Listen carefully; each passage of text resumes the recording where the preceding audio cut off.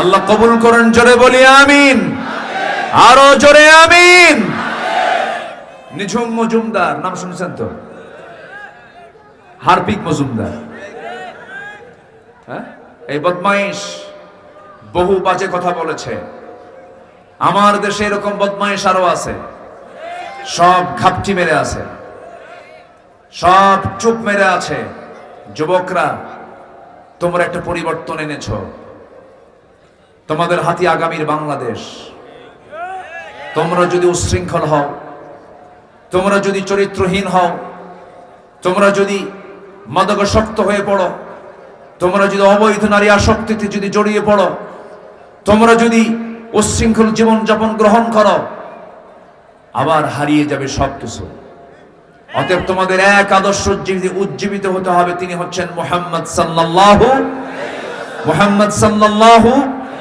যে নেতার নামাজ নাই, যে নেতার চরিত্র নাই, যে নেতার নেতৃত্বে কোনো আদর্শ নাই, যে নেতৃত্বে ইসলাম নেই, যে নেতৃত্বে কোরআন নাই, যে নেতৃত্বে ইসলাম চায় না, ওই নেতৃত্বের মুখে আমরা জুতা মারি, থুতু মারি। রাজি আছেন কারা কারা? হাত উঁচু করে দেখান।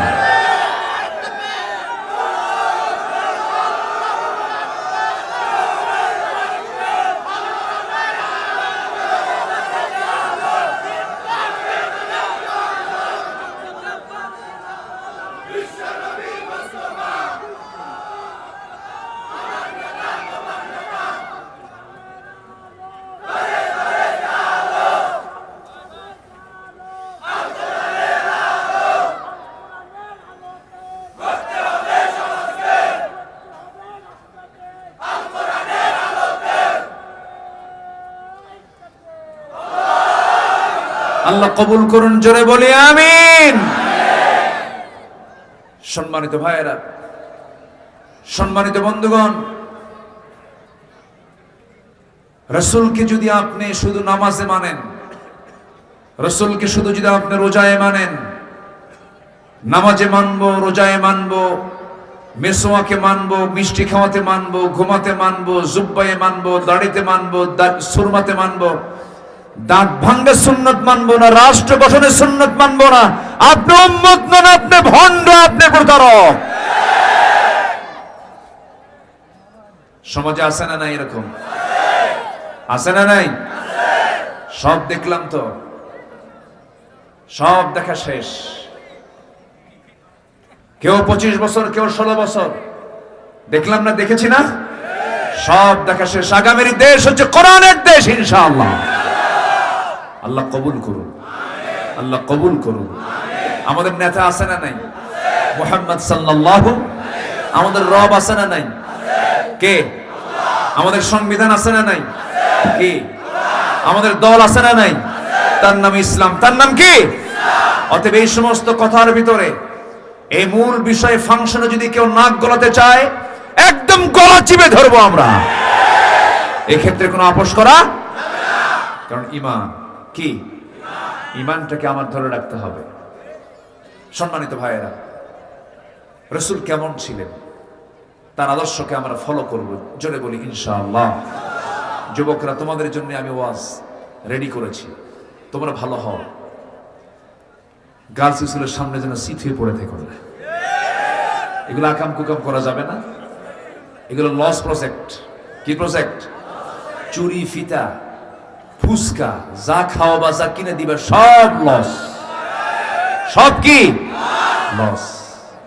ওইদিকে যাবাই না। সূরা ইউসুফ পড়বা। কি পড়বা? কি সূরা? ইউসুফ। আল্লাহু আকবার। সুন্দরী নারী তাকে ঘরের মধ্যে তুলে আটকা রেখেছে, সৌন্দর্যের পসরা তার সামনে ডিসপ্লে করছে, আর নিবেদিত গোলাম ইউসুফ আলাইহিস সালাতু ওয়াস সালাম চোখের পানি ফেলে ফেলে কেঁদে কেঁদে আল্লাহর কাছে দোয়া করছেন, আল্লাহ এই বিপদ থেকে তুমি আল্লাহ আমাকে বাঁচাও। সুবহানাল্লাহ বলা যাবে না? জোরে বলে সুবহানাল্লাহ। কি আদর্শ আল্লাহ পাক রাসূলদেরকে দিয়েছেন, এক একটা নবীর এক একটা আদর্শ। জোরে বলি আল্লাহু আকবার। ইউসুফ আলাইহিস সালামের আদর্শ ছিল, তিনি নারীর ফিতনায় নিজেকে জড়ান নাই, জেল খেটেছেন, জান নাই। আল্লাহু আকবার বলে। আমার বন্ধুগণ, যুবকরা, নবীর জীবন থেকে আমরা আদর্শ লালন করব, আদর্শগুলোকে গ্রহণ করে নেব। মুমিনদের জন্য নবীর জীবন থেকে করণীয় 15টা আদর্শ আজকে আমরা শিখে যাব। কয়টা আদর্শ বলেন? একটাও কিন্তু বলেনি, মোটামুটি 15টা আদর্শ আজকে একটা একটা করে শিখবো। জোরে বলি ইনশাআল্লাহ, আরো জোরে বলি ইনশাআল্লাহ।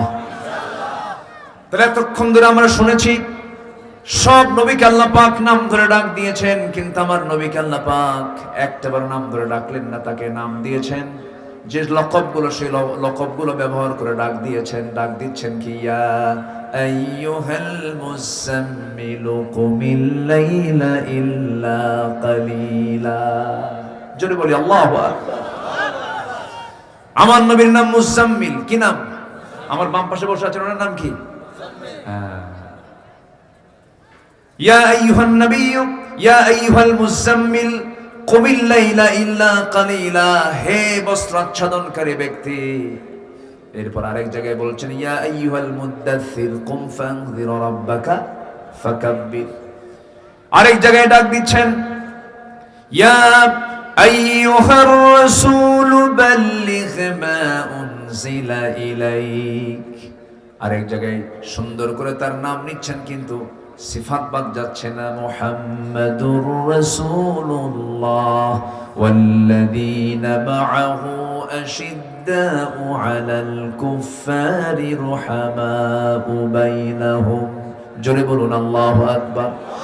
আরেক জায়গায় বলছেন ওয়া মা মুহাম্মাদুন ইল্লা রাসূল قد خلت من قبله الرسل। জোরে বলুন আল্লাহু আকবার। যেখান থেকে তেলাওয়াত করেছে সেই জায়গায় আল্লাহ পাক বলেছেন ইয়া আইয়ুহান নাবিয়্যু ইন্না আরসালনাকা শাহিদাও ওয়া মুবাশশিরাও ওয়া নাযীরাও ওয়া দাঈয়ান ইলাল্লাহি বিইذনিহি ওয়া সিরাজাম মুনীরা। জোরে বলুন আল্লাহু আকবার। হে নবী, আমি আপনাকে শাহিদ করেছি, মুবাশশির করেছি, নাযীর খেতাব দিলাম। আপনি একজন দাঈ, আপনি সিরাজাম মুনীর। আল্লাহ রাব্বুল আলামিন তাকে কত সুন্দর লকব দিয়েছেন, এত সম্মান, এত মর্যাদা আমার নবীকে দিয়েছেন। তিনি আমার কে? সেই নবীর জীবন থেকে 15টা আদর্শের মধ্যে 1 নম্বর আদর্শ হলো রাসূল ছিলেন একজন শ্রেষ্ঠ দাঈ ছিলেন। আমরা দাওয়াত দেব, জোরে বলি ইনশাআল্লাহ। এই উম্মতে মুহাম্মাদে, আমার দেশের কিছু উম্মতে মুহাম্মাদি কিন্তু বিড়ির দাওয়াতও দেয়। কিসের দাওয়াত দেয়? বিড়ি খায়। বন্ধুর আরেকটা লাগা, তুই লাগা, এটাও দাওয়াত। কিন্তু এটা দাওয়াত না। বিড়ি টান মারে কি? এই ঠান্ডার মধ্যে বিড়ি কমে না বাড়ে? কমে না বাড়ে? ঠান্ডা তো একটু গরম করে। কি করে? গরম করে। এত বিড়ি জাতি খায়, ওরে বাপ রে বাপ, ইটের ভাটা ফেলে এত খাওয়া খায়। রাত 3টার দিকে ঘুম থেকে উঠো টান মারে। আছে না নাই? অর্থমন্ত্রী প্রত্যেক বছরের বাজেটে বিড়ির দাম বাড়ায়। যারা বিড়ি খায় তারা খায় তুই আরো বাড়া, প্রয়োজনে বাড়ি বেচা খাবো। আছে না নাই?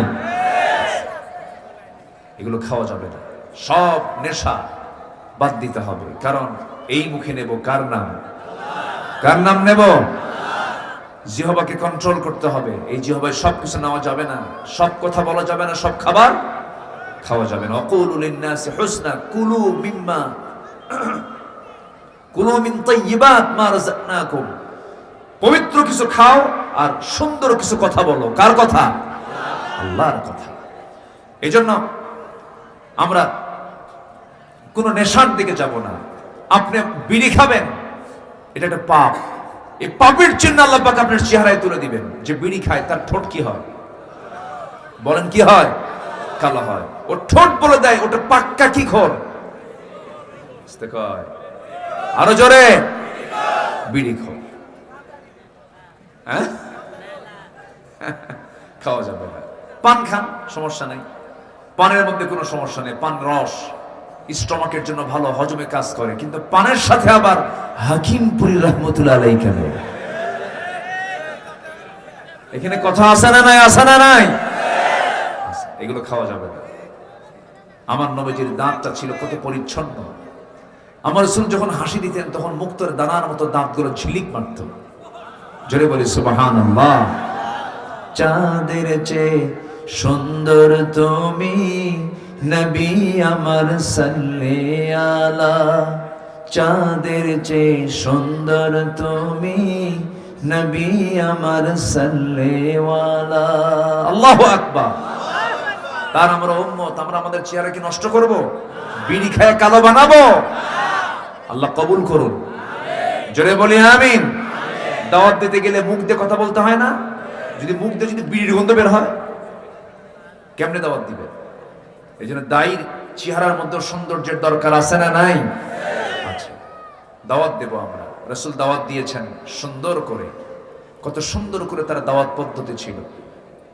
আল্লাহ রাব্বুল আলামিন বলেন, উদউ ইলা সাবিলি রাব্বিকা বিল হিকমাতি ওয়াল মাউইযাতিল হাসানাহ ওয়াজাদিলহুম বিল্লাতী হিয়া আহসান ইন্না রাব্বাকা হুয়া আ'লামু বিমান দাল্লা আন সাবিলিহি ওয়া হুয়া আ'লামু বিল মুহতাদিন। জোরে বলুন আল্লাহু আকবার। সূরাতুন নাহল আয়াত নাম্বার 1 to 5, 125 নম্বর আয়াত। আল্লাহ পাক রাসূলকে স্পেশালি এক বচন শব্দ প্রয়োগ করে বলছেন, হে রাসূল আপনি দাওয়াত দিন আপনার রবের পথে, প্রজ্ঞার সাথে, উত্তম নসিহতের মধ্য দিয়ে সুন্দর করে আপনি কালিমার দাওয়াত দিন। আমার নবীজির দাওয়াতের পদ্ধতি এত সুন্দর ছিল যে ওমরের মতো একজন ক্ষিপ্র মেজাজি মানুষ রাসূলকে মারার জন্য রওনা দিয়েছে।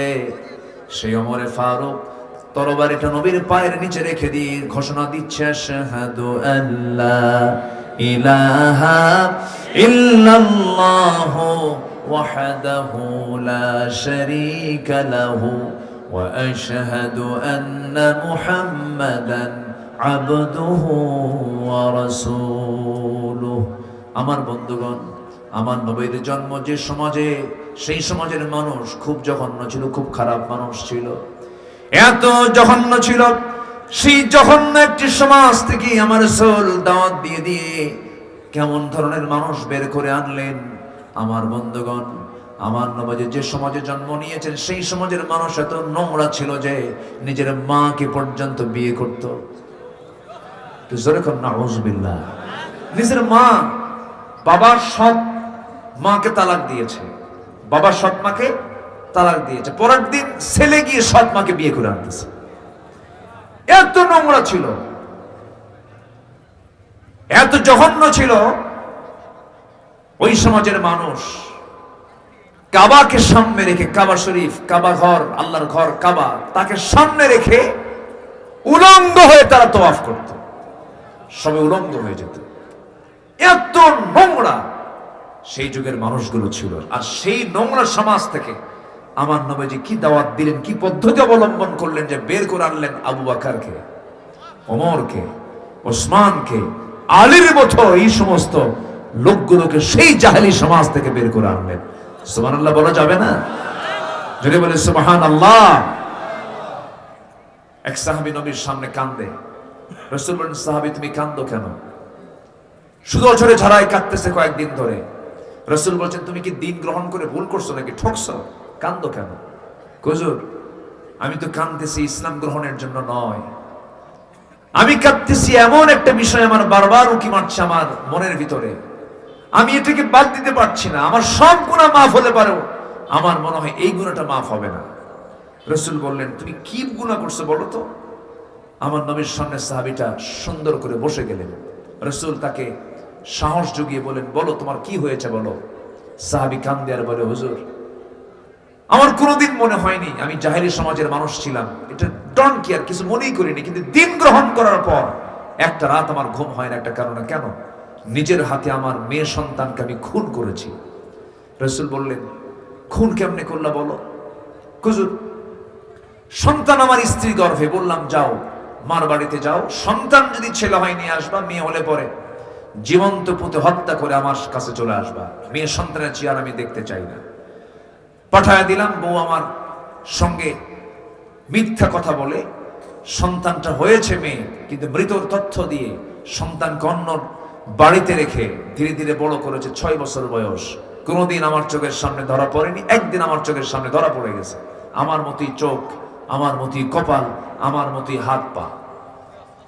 ইয়া রাসূলুল্লাহ, সঙ্গে সঙ্গে সন্তানটার হাত চেপে ধরলাম, হাত চেপে ধরে টেনে স্ত্রীর সামনে হাজির করে বললাম, স্ত্রী সত্যি করে বলো সন্তানটা কার? বডি ল্যাঙ্গুয়েজ, টাং ল্যাঙ্গুয়েজ প্রমাণ করে দিল। বউটা কান্দে আর বলে, স্বামী আমার, আমাদের সন্তানের তথ্য কতক্ষণ গোপন করব? সন্তান তো আমাদের ঔরস থেকে এসেছে। ভিতরে ভিতরে আমি চরম খেপে গেলাম, রেগে গেলাম, কিচ্ছু বললাম না, মুখে প্রকাশ করলাম না, হাসির অভিনয় করলাম। সন্তানটাকে কোলের মধ্যে নিলাম, চুমু দিলাম, স্নেহ দিলাম, আদর করে বললাম, মা রে, তোর সঙ্গে আমার আগে দেখা হয় নাই, কেমন দুঃখ রয়ে গেল। মেয়েটা আমার বুকের মধ্যে ধরে আমার দাড়িটা টান মারে, আমার কপালে চুমু খায়, আমাকে আদর করে। আমি আমার মেয়েকে একদম মনের মধ্যে তুলে নিলাম, কিন্তু আমার মনটা এত বড় পাষাণ, মেয়েটা বুঝে নাই। অভিনয় করে কাছে টেনে নিয়ে এবার মেয়েকে বলছি, মা, কালকে সকালবেলা আমি তোমাকে কিন্তু তোমার নানির বাড়িতে একসঙ্গে নিয়ে যাব, যাবে নাকি? মেয়েটা হুজুর এত সুন্দর মুস্কান দিয়ে আমাকে জড়িয়ে ধরে বলছে, বাবা, তুমি আগে আমাকে পরিচয় দাও নাই কেন? তুমি এমন করেছিলে কেন? মেয়েটাকে সম্পূর্ণ বিশ্বাসের জায়গায় পৌঁছে নিয়ে গেলাম। পরের দিন বউটাকে বললাম, বউ, সাজিয়ে দাও, গুছিয়ে দাও, ওকে নানির বাড়ি নিয়ে যাব। রওনা করলাম। নানির বাড়ির দিকে রওনা না দিয়ে আমি জঙ্গলের দিকে রওনা দিলাম। মেয়েটার মুখ ছোট হয়ে গেল। মেয়েটা বলছে, বাবা, নানির বাড়ি যাবা, তুমি এইদিকে যাও কেন? কিচ্ছু বললাম না। জঙ্গল পার হয়ে গেলাম।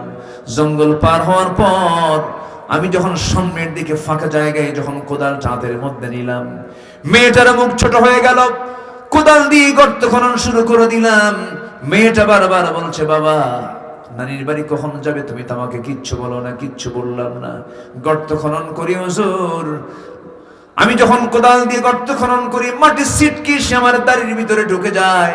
সেই দাড়িগুলো সাফ করার জন্য মেয়েটা দৌড়ে এসে আমার কাছাকাছি এসে 5টা আঙ্গুল দিয়ে দাড়ির মধ্যে নখ ঢুকায় আমার ময়লাগুলো সাফ করে দেয়। দাড়ি গামছা দিয়া ঘামগুলো ঝরে, ঘামগুলো আমার গামছা দিয়া আমার মেয়েটা সুন্দর করে আমার ঘামগুলো মুছে মুছে দেয়।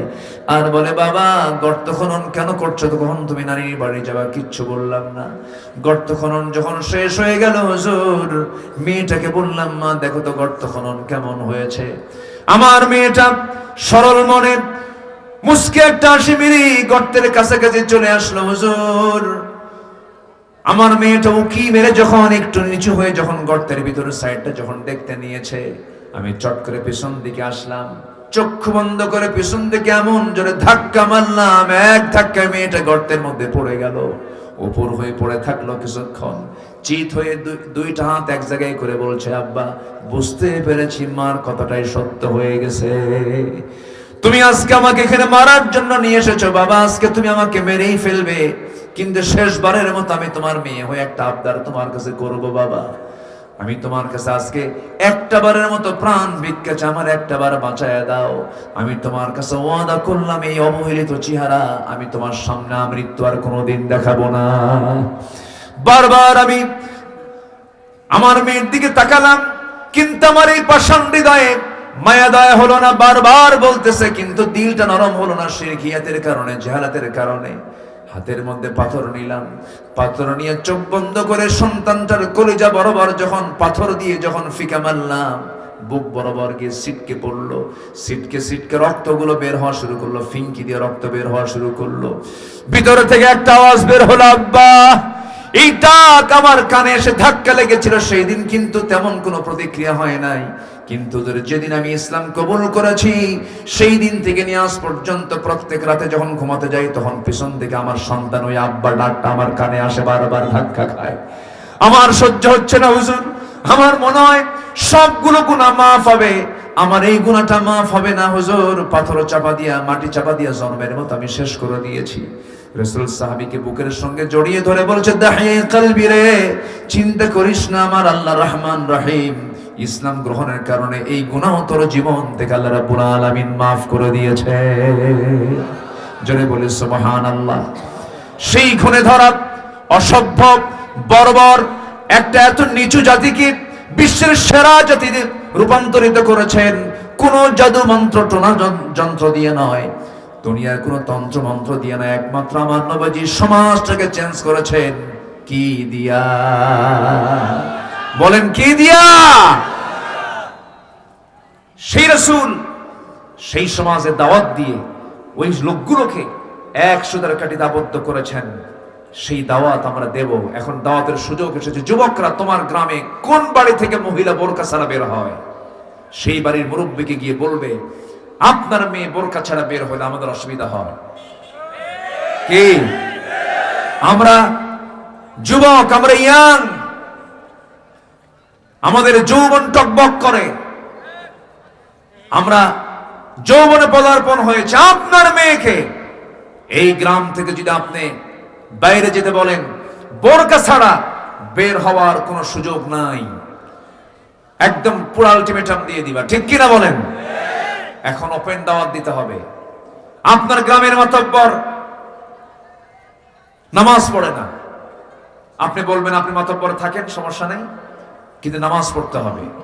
নামাজ যদি না পড়ে সোজা বলে ফেলতে হবে, যুবক, নামাজ আপনার ভিতরে নাই, আপনার মাতব্বরই আমরা মানি না। কি কথা ক্লিয়ার? কথা ক্লিয়ার? এরকম করে তা'মুরুনা বিল মা'রুফ ওয়া তানহাউনা আনিল মুনকার, সৎ কাজের আদেশ এবং অসৎ কাজের বাধা আমাদের দেওয়ার দরকার আছে না নাই? আসতে বলবেন না, আছে না নাই? আমি কি আলোচনা শেষ করে দেব? আলোচনা চালাবো? দু একজন করে ওঠার চান্স নিচ্ছেন, কিন্তু শেষ করে দেব নাকি? বসুন, কেউ তো যায় নাই। আলহামদুলিল্লাহ। মাঝখানে কি যেন হলো, খুব ওয়াজ হলো, আমার সাথে আরো কিছু লোক ওয়াজ করছে। হ্যাঁ, খুব কিছু কি যেন হলো। যাই হোক, আল্লাহ তুমি তাদেরকে বোঝার তৌফিক দিয়ে দাও।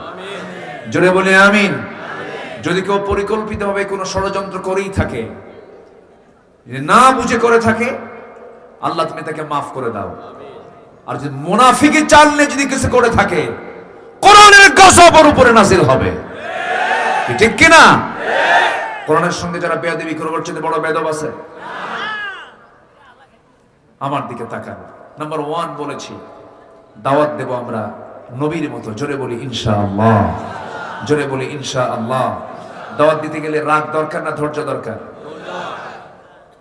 বলেন কি দরকার? ধৈর্য দরকার। রাসূল মার খান নাই? কেমন মার খেয়েছেন? আরে কত মার খেয়েছেন, কে না জানেন?